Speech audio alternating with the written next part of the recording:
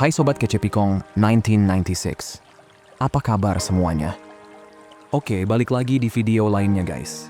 Jadi hari ini kita bakal ngebahas satu fase yang banyak orang alamin setelah putus.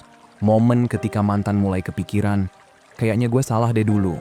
Dan biasanya di fase ini, orang malah makin kejebak. Kejebak sama omongan-omongan lama. Kata-kata yang dulu bikin tenang, bikin yakin, tapi sekarang malah jadi sumber sakit. Banyak dari kita tanpa sadar nganggep omongan mantan itu kayak janji seumur hidup. Seolah-olah kalau dulu dia bilang cinta, berarti perasaan itu nggak boleh berubah. Padahal kenyataannya, hubungan itu bukan kontrak. Ini soal manusia, dan manusia bisa berubah. Nah, sebelum kita masuk lebih dalam, penting banget buat kamu ngerti satu hal dulu. Cara kamu nangkep omongan mantan itu bakal sangat ngaruh ke cara kamu bersikap sekarang. Dan dari situ juga kelihatan, apakah kamu lagi bantu diri sendiri? Atau malah bikin diri sendiri makin kejebak? Oke, sekarang kita masuk ke bahasan utamanya.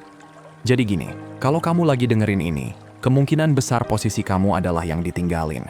Dan jujur aja, di kepala kamu sekarang mungkin cuman muter satu pertanyaan. Masih ada kemungkinan dia balik nggak sih? Nah, coba ingat ke belakang sedikit.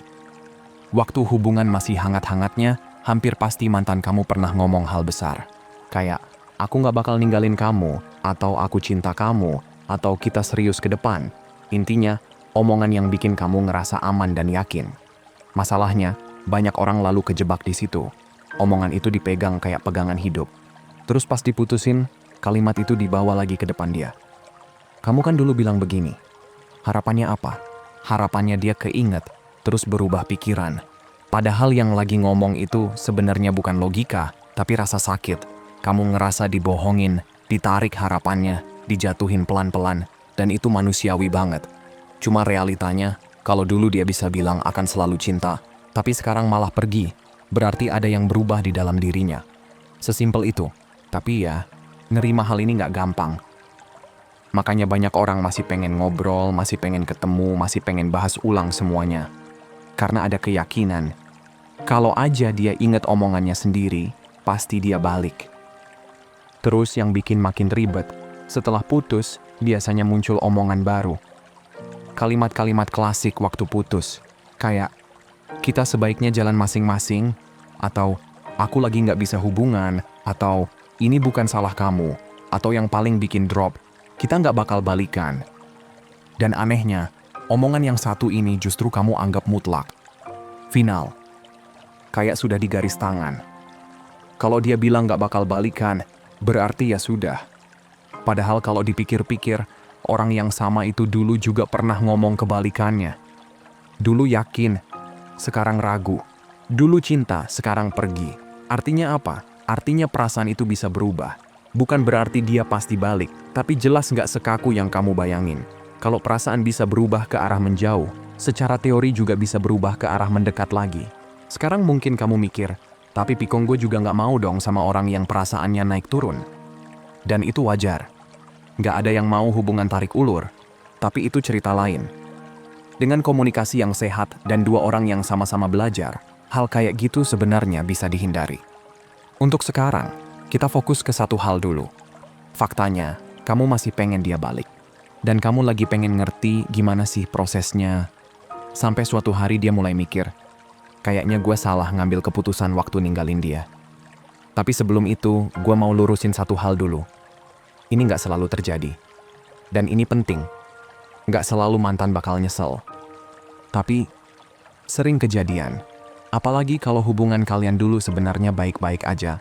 Dan cara kamu merespons putusnya juga nggak berantakan, nggak drama, nggak ngejar-ngejar berlebihan. Nah yang sering kejadian, dan gue juga pernah ngalamin hal ini, mantan itu pelan-pelan mulai ngerasa, jangan-jangan keputusan gue kemarin salah. Dan perasaan itu biasanya nggak datang tiba-tiba. Diawali dari ragu. Ragu ini muncul bukan karena kamu ngechat panjang lebar, tapi justru karena kamu nggak ada. Karena di titik tertentu, dia mulai kepikiran satu hal. Kalau dia benar-benar move on gimana? Dan disitulah muncul rasa takut kehilangan. Nah lanjut ya. Sekarang kita bahas fase yang sering disepelekan orang. Fase lega setelah putus. Waktu orang mutusin, itu sebenarnya bukan momen yang enak. Canggung, berat, dan ya, nyakitin.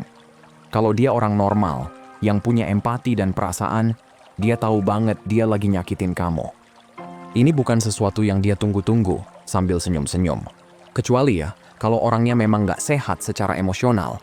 Dan kalau kasusnya kayak gitu, jujur aja, kamu juga nggak perlu dia balik. Kamu jauh lebih baik tanpa orang kayak begitu. Tapi kalau mantan kamu orang yang cukup normal dan waras, dia juga ngerasa berat pas mutusin.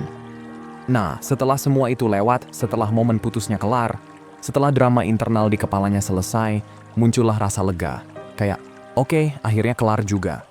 Bukan berarti dia langsung bahagia, tapi ada perasaan enteng. Beban mentalnya turun.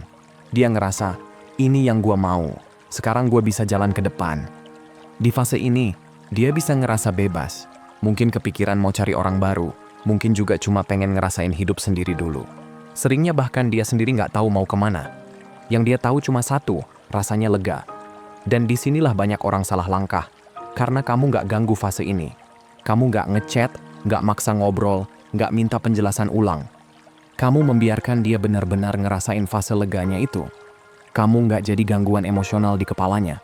Dan justru karena itulah, setelah fase lega ini lewat, ruang kosong mulai muncul. Dan dari ruang kosong itulah, keraguan mulai pelan-pelan masuk. Nah, di titik ini biasanya banyak yang langsung mikir, oh, pantesan kemarin gue sempat ngechat, berarti gue ngancurin prosesnya dong. Tenang, iya, mungkin kamu sempat nunda sedikit fase leganya dia. Tapi ujung-ujungnya, kamu tetap masuk ke fase no contact juga kan? Dan itu yang penting. Pada akhirnya, kamu ngasih dia ruang buat benar-benar ngerasain hidup tanpa kamu. Di awal putus, jujur aja, kebanyakan orang yang mutusin itu cukup pede. Bahkan agak besar kepala. Bukan karena mereka jahat, tapi karena posisi mereka. Mereka yang ninggalin, bukan yang ditinggal. Dan di kepala mereka ada perasaan, kalau gue mau balik, paling tinggal kirim chat. Secara nggak sadar, itu jadi ego boost. Kayak abis ninggalin hubungan, mereka ngerasa lebih di atas. Lebih menarik, lebih diinginkan. Walaupun orangnya baik dan gak sombong, perasaan itu tetap ada karena mereka yang pegang kendali di momen putus. Makanya, setelah beberapa waktu no contact, muncul fase penting. Mereka mulai mikir secara logis.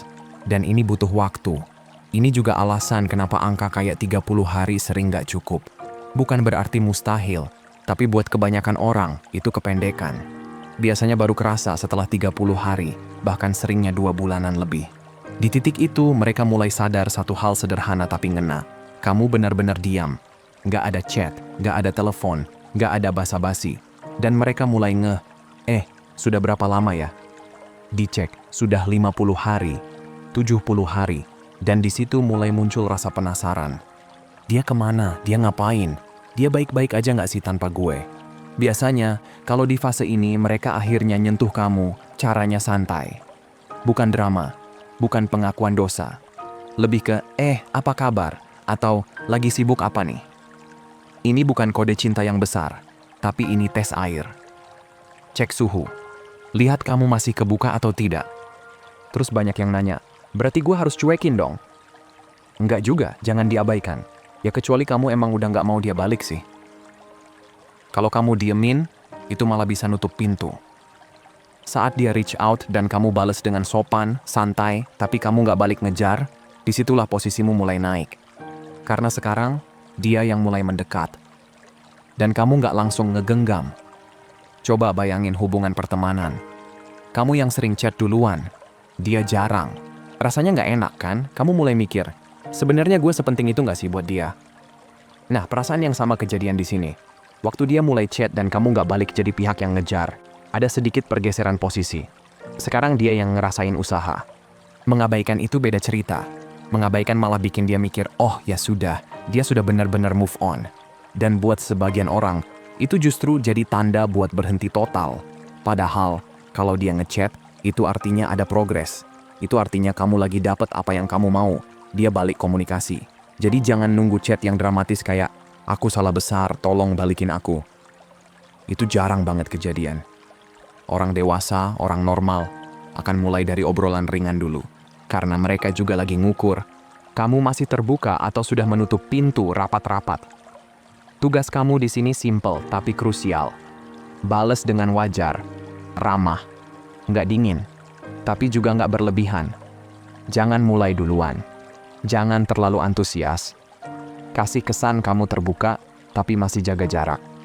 Biar dia ngerasa, oh, gua harus usaha dikit nih. Dan itu wajar. Bahkan sehat. Karena kalau dia memang mau balik, ya memang seharusnya dia yang ngerasa perlu memperjuangkan lagi. Kamu nggak jutek, tapi juga nggak langsung luluh. Kamu ragu tapi terbuka. Dan di posisi itulah, dinamika mulai berubah ke arah yang lebih seimbang. Nah, di titik ini, posisi mulai geser pelan-pelan. Dan ini penting banget buat dipahami. Misalnya suatu hari mantan kamu sampai ngomong langsung, menurut kamu gimana kalau kita balikan? Tolong, jangan langsung jawab, iya, ayo. Bukan karena jual mahal, tapi karena kalau semuanya dikasih sekaligus, rasanya jadi hambar. Kayak sudah capek nunggu, pas dapat malah, oh segini doang. Terlalu gampang. Jawaban yang jauh lebih sehat itu kayak, aku terbuka sih, tapi pengennya pelan-pelan aja. Kalimat sesimpel itu sudah nunjukin dua hal. Kamu nggak nutup pintu, tapi kamu juga nggak langsung jatuh lagi. Dan ini penting, karena di kepala dia, prosesnya jadi terasa bernilai. Oke lanjut ya. Sekarang kita masuk ke momen krusial. Momen ketika mantan kamu bukan cuma curiga, tapi benar-benar sadar, gue salah. Bukan sekadar mikir, tapi ngerasain. Dan di momen itu, ada banyak emosi negatif yang muncul di dalam diri dia.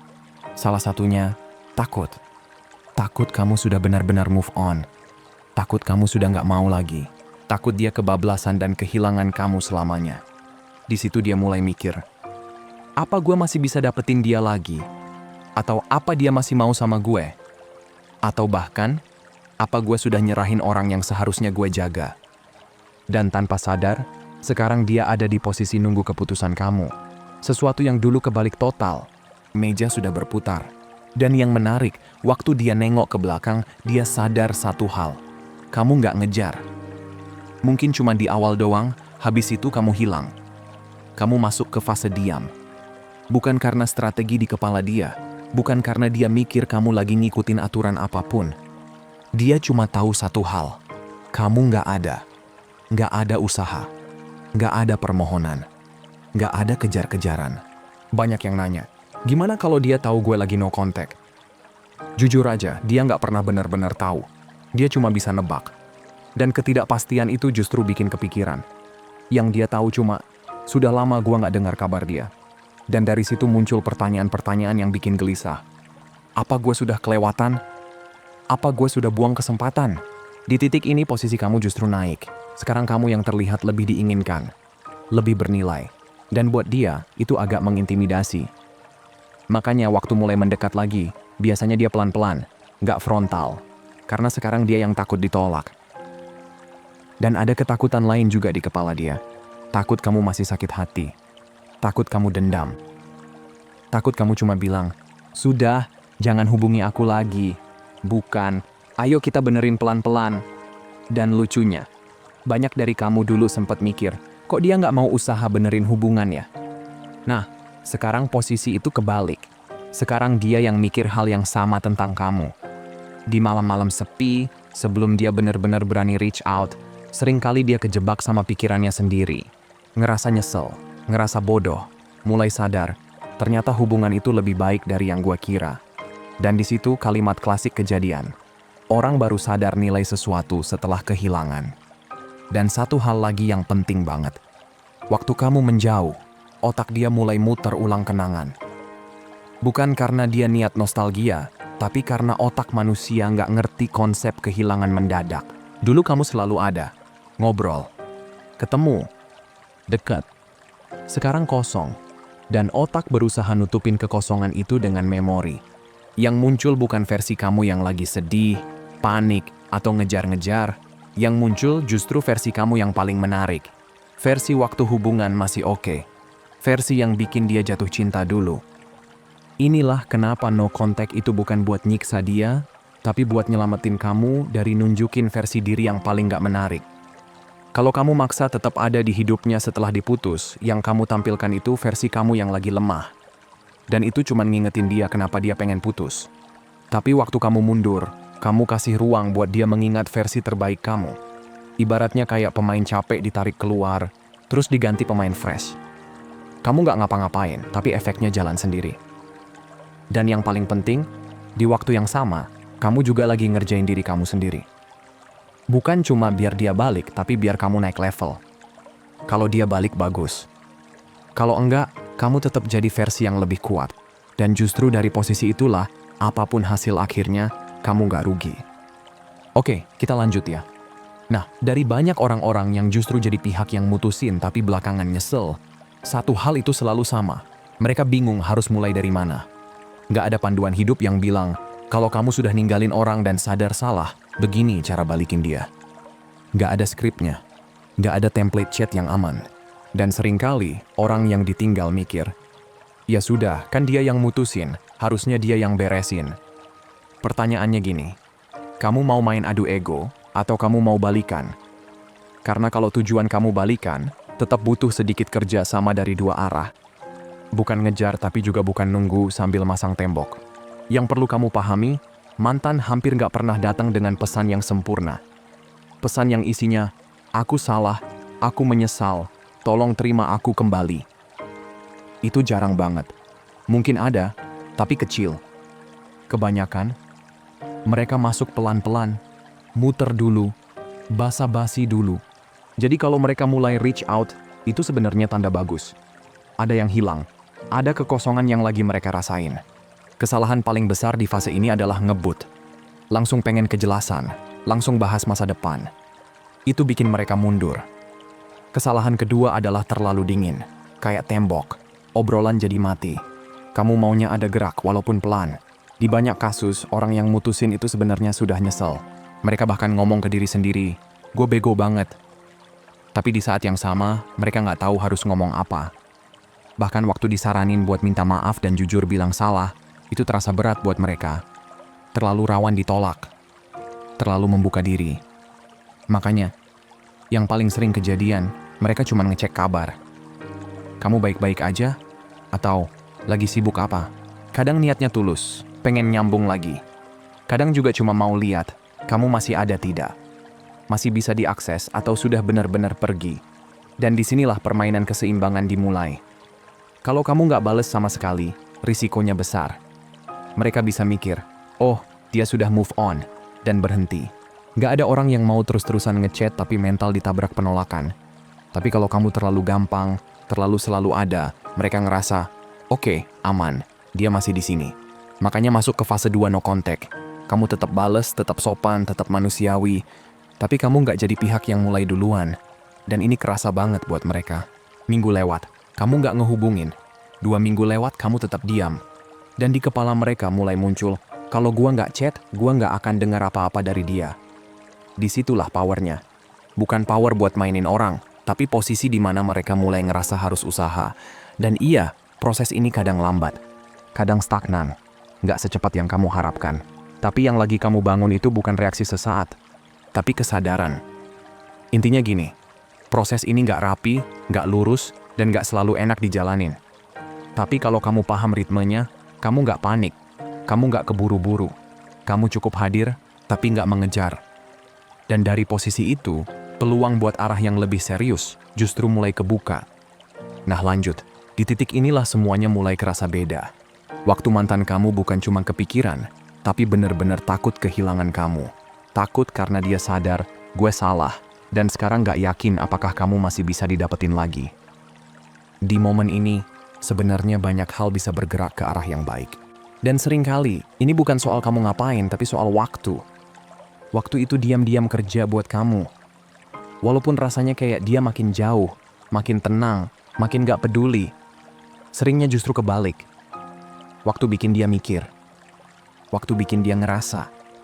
Waktu bikin dia bandingin hidupnya dulu sama sekarang. Iya, gue paham kok guys, dari posisi kamu. Waktu itu terasa menyiksa. Tiap hari rasanya lama. Tiap jam kepikiran. Tapi faktanya, selama kamu gak ngejar dan gak ngerusak prosesnya, waktu justru ada di pihak kamu. Bukan selalu, tapi sering. Dan yang paling penting, kamu gak bisa maksa hasil. Gak semua mantan akan balik. Itu realita yang harus jujur kita terima. Yang bisa kamu lakukan cuma satu. Lakuin yang terbaik dari sisi kamu. Ambil hari per hari. Jaga sikap. Jaga respon. Jaga jarak yang sehat. Dan di waktu yang sama, kamu bangun diri kamu lagi.